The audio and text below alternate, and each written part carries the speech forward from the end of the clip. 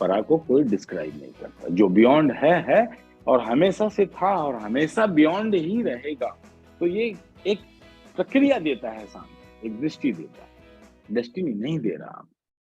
वो तो आप प्रत्यक्ष देखिए अपने से, मेहनत कीजिए।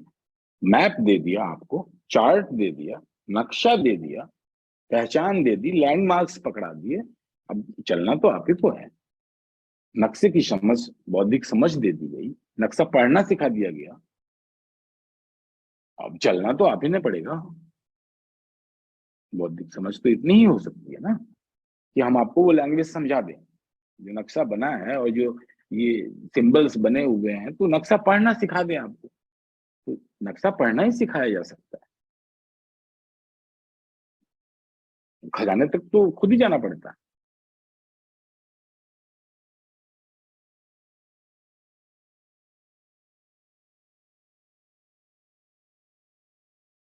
तो हिम्मतवार लोगों का काम है ये, सांख्यिकी दृष्टि से जीवन को जीना, और continuous in the process of conscious evolution and learning. Learning he evolution है, और तो कुछ है नहीं। आप जितना सीखते हो उतना इवॉल्व हो। जितनी सीखने की कैपेसिटी बनेगी उतनी इवोल्यूशन की स्पीड बनती है, चाहे सभ्यता हो चाहे इंडिविजुअल हो। इवोल्यूशन, सभ्यता का विकास का जो स्पीड है वो लर्निंग कैपेसिटी ही है, चाहे इंडिविजुअल हो चाहे सोसाइटी हो। तो लर्निंग स्पीड बढ़ेगी, कैपेसिटी बढ़ेगी, इवोल्यूशन कॉन्सेप्ट बढ़ता ही चला जाएगा। आपको क्या इनफाइनेटली इस रास्ते जाना है कि नहीं जाना है, चरैवेति के सिद्धांत। तो इस दृष्टि से जब लोगों ने देखना शुरू किया, तो अज्ञेयवाद का जन्म हुआ। अज्ञेयवाद, एग्नोस्टिसिज्म, जिसको एक प्रिंसिपल सिद्धांत कहते हैं, ये इसी दृष्टि का परिणाम है। ऐसे देखा तो बियॉन्ड जो है वो बियॉन्ड ही रह जाए, अगर आप जान ही नहीं सकते उसको, क्योंकि वो परे है आपके। जहां तक भी आपका ज्ञान जाएगा, पहुंच जाएगी, आपकी चेतना का विस्तार जाएगा, या उसके भी पार वो हमेशा से खड़ा है।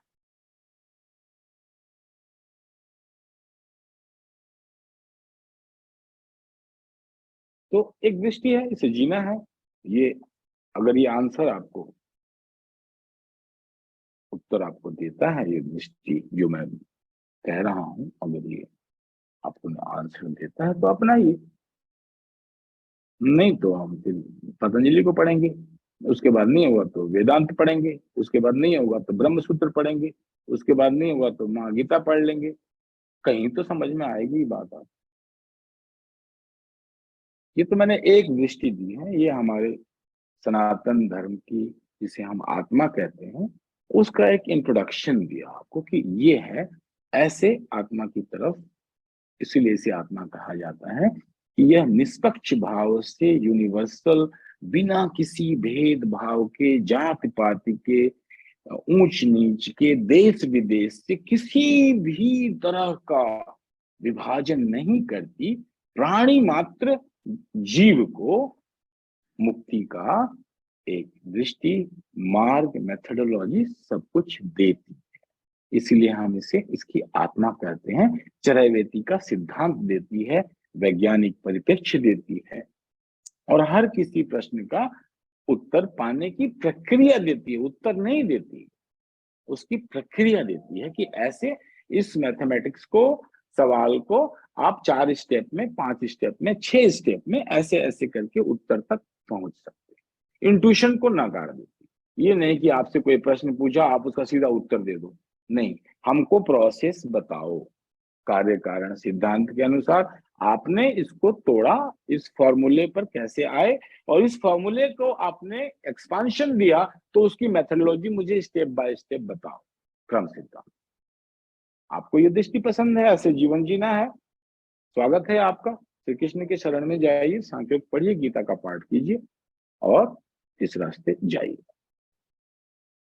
निर्णय, क्योंकि हमेशा निर्णय इंडिविजुअल का ही माना जाता है, परमात्मा का नहीं माना जाता।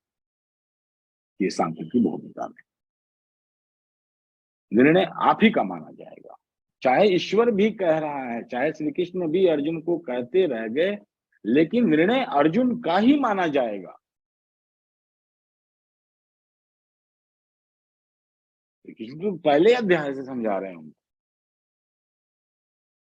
लेकिन अंततः निर्णय लेना श्री अर्जुन को ही है। तो इसलिए निर्णय इंडिविजुअलिस्टिक है, ये सिद्धांत है सांख्य का। अगर आपको इस धारणा पर बैठकर ध्यान विचलित होते हैं तो सांख्य आपके लिए नहीं है, समझिएगा। ये सांख्य की धारणा का सिद्धांत, धारणा है, इसी पर ध्यान घटता है।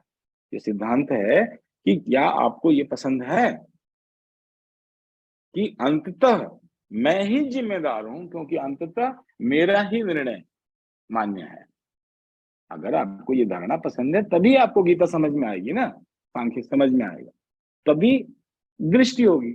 अब इस धारणा पर क्वेश्चन मार्क आप लगाएंगे तो फिर आपको एनलाइटेंड होने के लिए दूसरे सिद्धांत की जरूरत